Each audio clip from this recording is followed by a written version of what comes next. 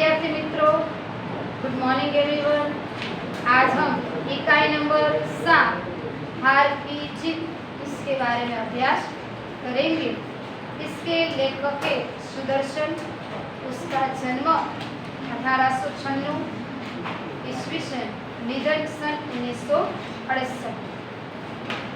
सुदर्शन का मूल नाम बद्रीनाथ शर्मा था। आपका जन्म पंजाब के सियालकोट में हुआ था।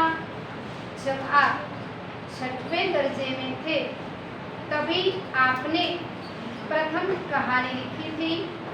प्रेमचंद जी की तरह आपने भी उर्दू में लेखन प्रारंभ किया। तत्पश्चात हिंदी में लिखने लगे। नाटक, कहानी तथा उपन्यास लिखकर हिंदी साहित्य को समृद्ध किया जाता है। प्रस्तुत कहानी सुदर्शन जी द्वारा लिखित एक उपदेश प्रधान कथा है जो मानव भावनाओं पर आधारित है। बाबा भारती के अनेक घोड़े की चर्चा डाकू खड़क सिंह के कानों तक पहुंच जाती है। वह धोखे से घोड़ा ले जाता है, परंतु बाबा भारती की एक बात उसे घोड़ा लौटाने पर मजबूत कर देती है। उसी बात से उस डाकू का हृदय परिवर्तन कर दिया। इसी बात पर यहाँ प्रकाश डाला गया है। इस कहानी प्रकार के इकाई में यह लेखक ने कहा है कि बुरे से बुरे व्यक्ति में भी कुछ न कुछ अच्छाई जरूर होती है। कोई भी व्यक्ति भले ही जितना बुरा हो, बुरे से भी बुरे व्यक्ति में कोई एक तो अच्छाई जरूर होती है। इस आदर्शवादी कहानी से यह बात सिद्ध होती है।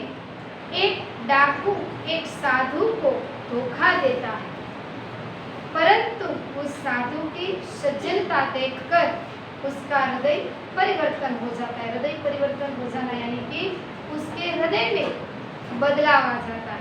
डाकू का हृदय किसी की चोरी करना, किसी की मानहानि को हानि पहुंचाना, ऐसा होता है। उसी वजह से यहाँ पर इस डाकू ने ऐसा कार्य भी किया, पर एक साधु की सज्जनता की वजह से, एक साधु के परिचय में आया बात उसकी सज्जनता देखकर उसका हृदय परिवर्तन हो जाता है, यानी कि उसके हृदय में बदलाव आ जाता है। तो पहले ही बताया कि बुरे ही कोई भी व्यक्ति में भले ही जितनी बुराइयां हो, पर उसमें एक अच्छाई तो जरूर होती है। उसके हृदय में परिवर्तन हो जाता है। अपने किए पर उसे सिर्फ पश्चाताप ही नहीं होता, बल्कि वह अपनी भूल का सुधार भी कर लेता है। इस तरह साधु हार कर भी जीत जाता है। यहाँ पर इकाई का नाम क्या दिया गया है? हार की जीत। हार की जीत। तो बस इकाई में वही बात बताई है कि हार कर भी उसकी जीत हो जाती है। उसकी इस तरह साधु हार कर भी जीत जाता है। और डाकू की जीत थी। डाकू जीत गया था, उसने चोरी करके उसने वो जीत लिया कि मैंने चोरी कर ली। तो उसकी जो जीत थी वह हार में बदल जाती है। इसलिए इस इकाई का नाम हार की जीत दिया गया है। हार कर भी वह जीत जाता है और जीता हुआ भी हार जाता है। इस कहानी में विनम्रता, उदारता, पश्चाताप, दया भाव, लोकहित की आकांक्षा आदि मूल्यों को समाविष्ट किया जाता है। इस कहानी में विनम्रता का गुण, उदारता यानी कि डाकू वह चोरी करके घोड़ा ले गया था, फिर भी साधु ने उसके प्रति उदारता रखकर विनम्रता के व्यवहार के साथ वह उसको माफी भी दे देता है। और डाकू को अपने किए हुए पर पछतावा भी होता है। तो यहाँ सभी मूल्यों की बात समाविष्ट यानी कि सभी मूल्यों की बात इस इकाई में बताई गई है। माँ को अपने बेटे और किसान को अपने लहलहाते खेत देखकर जो आनंद आता है, वही आनंद बाबा भारती को अपना घोड़ा देकर आता है। बाबा भारती जो था उसके पास क्या था? घोड़ा। यहाँ पर बाबा भारती पात्र है, उसके पास क्या था? घोड़ा था। क्या था? घोड़ा था। माँ अपने बेटे को देखकर और किसान अपने लहलहाते खेत को, लहलहाते यानी कि खेत में जब अनाज हम खेत में जब किसान पाक उबलता है, वह देखकर पाक जब वह बोता है, बोए हुए पाक को जब वह बड़ा देखता है, लहलहाता यानी कि पूरा खेत लहलहा जाता है, उसे देखकर किसान को आनंद आता है।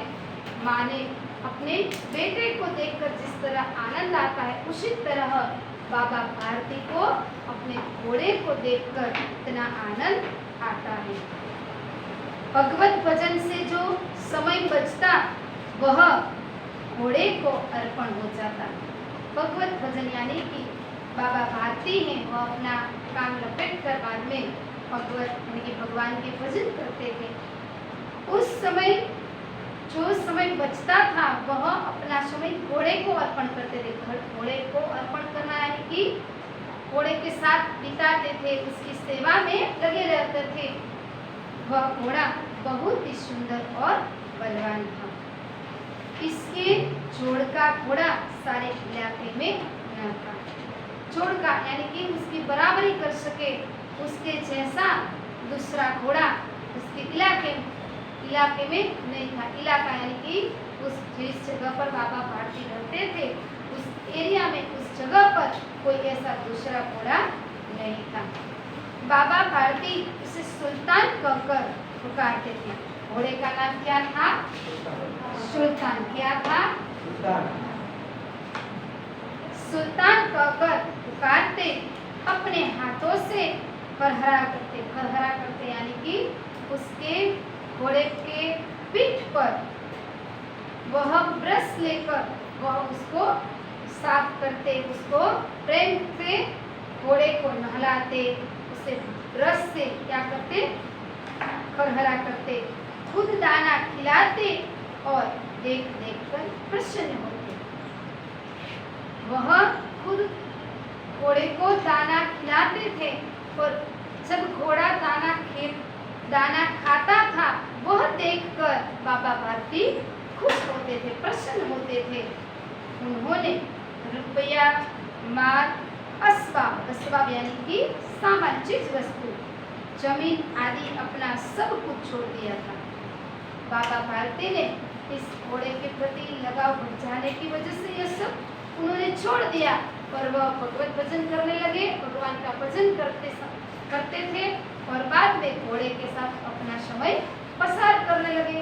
उसने सारा अपना रुपया, माल, सामान सब छोड़कर अपना जीवन भगवान को अर्पण कर दिया और घोड़े को अर्पण कर दिया। यहाँ तक कि उन्हें नगर के जीवन से भी घृणा थी। इतना वह भगवान में मग्न हो गया और घोड़े के लगाव में इतना मग्न हो गया कि उसको नगर के जीवन से यानी कि शहर में वह जो जीवन जीता था, उस जीवन को उसे घृणा थी। घृणा यानी कि नफरत आने लगी। जब अब गांव के बाहर एक छोटे से मंदिर में रहते, वह क्या करने लगे? वह तो उसके जीवन में बहुत सुखी संपन्न थे, इसलिए उसके पास रुपया, माल, सामान, कई चीजें थी। पर जब से उसके जीवन में भगवत भजन करने लगे, वह भगवान के भजन करने लगे, बाद में यह घोड़े के साथ उसका लगाव बढ़ गया। तब से उस उसके सामाजिक जीवन में यानी कि जिस नगर में वह रहते थे उस नगर के जीवन में उसे घृणा लगने लगी, नफरत होने लगी। यहाँ पर नहीं रहना है, मैं अकेले रहने के लिए चले जाऊं। और वह गांव के बाहर एक छोटे से मंदिर में रहते थे। वह अपना सब कुछ छोड़कर कहाँ चले गए? बाहर छोटे मंदिर में रहते और भगवान का भजन करते थे। वह अपना जीवन साधु की ओर जीने लगे, साधु जैसा उसका जीवन हो गया और वह साधु बन गया। भगवान भजन करने लगे और भगवान भजन करने के बाद वह घोड़े में अपना समय प्रसार करने लगे, घोड़े के साथ अपना जीवन जीने लगे। मैं सुल्तान के बिना नहीं रह सकूंगा। कौन कहता है? बाबा आखिर में सुल्तान के बिना नहीं रह सकूंगा। सुल्तान यानी कि घोड़े का नाम, यानी कि घोड़ा। उन्हें ऐसा लगने लगा था, इसके प्रति उसका लगाव इतना बढ़ गया, इसके प्रति, घोड़े के प्रति, सुल्तान के प्रति उसका लगाव इतना बढ़ गया, उसके प्रति उसका प्रेम बहुत बढ़ जाने की वजह से वह ऐसा कहने लगे कि अब मैं सुल्तान के बिना नहीं रह सकूंगा। ऐसा उसे लगने लगा था। वे उसकी चाल पर लट्टू थे, घोड़े की चाल पर वह फिदा हो गए थे। वह चलता था, वह उसको बहुत पसंद था। कहते थे ऐसे चलता है जैसे मोर घटा को देखकर नाच रहा हो। मोर घटा को देखकर यानी कि बारिश में मोर नाचने लगता है, बारिश का वातावरण देखकर मोर नाचने लगता है। उसी तरह यहाँ पर घोड़े की चाल ऐसी थी जिस तरह मोर घटा को देखकर नाच रहा हो।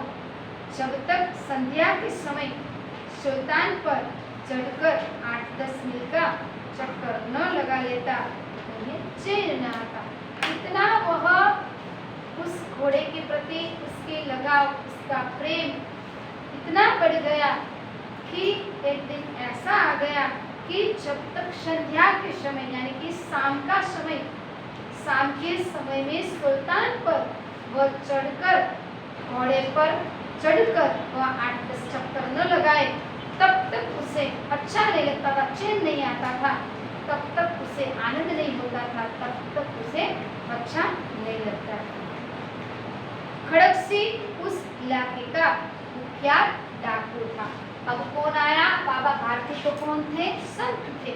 अब आता है खड़गसी। कौन आता है?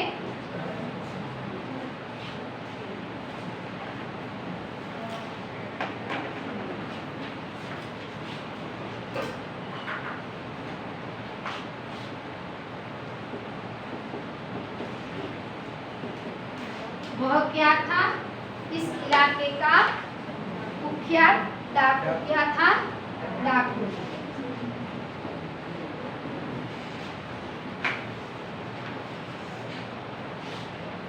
इस इलाके का कुख्यात डाकू था। लोग उसका नाम सुनकर कांपते थे। वह ऐसा था कि लोग उसका नाम सुनकर भी कांपते यानी कि बहुत डरते थे, थरथराने लगते थे। उसका नाम सुनते ही इलाके के सभी लोग उससे बहुत डरते थे। होते होते सुल्तान की कीर्ति उसके कानों तक पहुंच गई।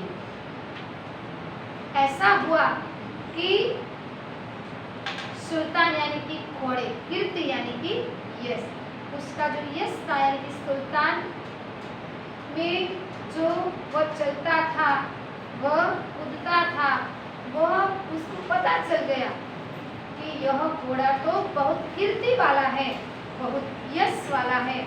उसकी कीर्ति उसके कानों तक पहुंच गई। किसके कानों तक पहुंच जाती है? खड़गसी के कानों तक। सुल्तान यानी कि घोड़े की बात, यानी कि घोड़ा जो उसकी चाल पर सब लट्टू हो जाते थे और देखने में भी बहुत बलवान था, शक्तिशाली था, देखते ही सबका मन पिघल जाता था, ऐसा वह घोड़ा था। इसके बाद इस खड़गसी के कान तक पहुंच गई कि वह घोड़ा ऐसा है, ये घोड़ा बहुत सुंदर है, बलवान है, वह ऐसे चलता है कि इसकी चाल पर तो सभी लोग लट्टू हो जाते हैं। ऐसी बात सुल्तान के बारे में जो भी बात थी वह खड़क-सिंह के कानों तक पहुंच गई, यानी कि खड़क-सिंह को सब पता चल गया। उसका हृदय उसे देखने के लिए अधीरा हो गया। यह सब सुनकर उसका मन, किसका मन? खड़क-सिंह का। खड़क-सिंह का मन सुल्तान यानी कि इस घोड़े को देखने के लिए उसका मन अधीरा हो गया। उसको ऐसा हुआ कि अभी अभी में उस घोड़े को, सुल्तान को मैं देखने को जाऊं, वह कैसा घोड़ा होगा, इतना बलवान है, इसकी सब पूरे इलाके में सुल्तान के बारे में सब अच्छी अच्छी बातें कर रहे हैं, तो वह कैसा होगा, मैं उसको देखने के लिए जाऊं, इसलिए वह अधीरा हो उठा। वह एक दिन दोपहर के समय बाबा भारती के पास पहुंचा और नमस्कार करके ऐसा हुआ कि सुल्तान की बात सुनकर उसको ऐसा तय कर दिया खड़क-सिंह ने कि मुझे सुल्तान के पास जाना ही है, मैं किसी भी प्रकार वहां तक पहुंच ही जाऊंगा, और वह पहुंच भी जाता है। एक दिन दोपहर के समय उसने क्या किया, वह बाबा भारती के पास पहुंचा। वह बाबा भारती के पास पहुंच जाता है। बाबा भारती के पास क्यों पहुंचा? क्योंकि घोड़ा किसके पास था? बाबा भारती के पास घोड़ा था, इसलिए वह खड़क-सिंह इस सुल्तान के बारे में अधिकतर जानकारी और उसे देखने के लिए, और जिसका घोड़ा है उसी जगह पर वह पहुंच जाता है और वहां जाकर बाबा भारती के पास पहुंचा और नमस्कार करके बैठ गया। बाबा भारती ने पूछा, खड़क-सिंह क्या हाल है? खड़क-सिंह ने सिर झुकाकर उत्तर दिया, आपकी दया है। कहो उधर कैसे आए? आपको यहाँ पर क्यों आना पड़ा? उसने पूछा कि कैसा हाल है? तो खड़क-सिंह ने क्या बताया, आपकी दया है, क्योंकि बाबा भारती बहुत कीर्तिवान थे, उसके पास बहुत इलाके के अच्छे व्यक्ति थे और इलाके के वह पेशेवर लोगों में थे, उसके पास बहुत पैसे थे, रुपया थे, माल सामान थे, इसलिए खड़क-सिंह सिर झुकाकर ऐसा कहते हैं कि आपकी दया है। कहो इधर कैसे आ गए? कौन कहता है? बाबा भारती खड़क-सिंह को कहते, इधर किस तरह है, कैसे आ गए यहाँ पर, क्या काम पड़ा आपको, तो आपको यहाँ आना पड़ा? सुल्तान की चाह खींच लाई। सुल्तान की चाह खींच लाई। सुल्तान यानी कि सुल्तान की चाह यानी कि सुल्तान की जो बातें सुनी थी उसकी चाहत मुझे यहाँ पर खींच लाई है।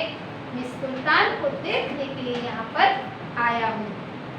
विचित्र जानवर है, देखोगे तो प्रसन्न हो जाओगे। लिखा है सुल्तान के बारे में, बाबा भारती विचित्र जानवर है, पर देखोगे तो प्रसन्न हो जाओगे, खुश हो जाओगे। मैंने भी बड़ी प्रशंसा सुनी है। खड़क-सिंह कहता है, मैंने भी उसकी प्रशंसा सुनी है, उसकी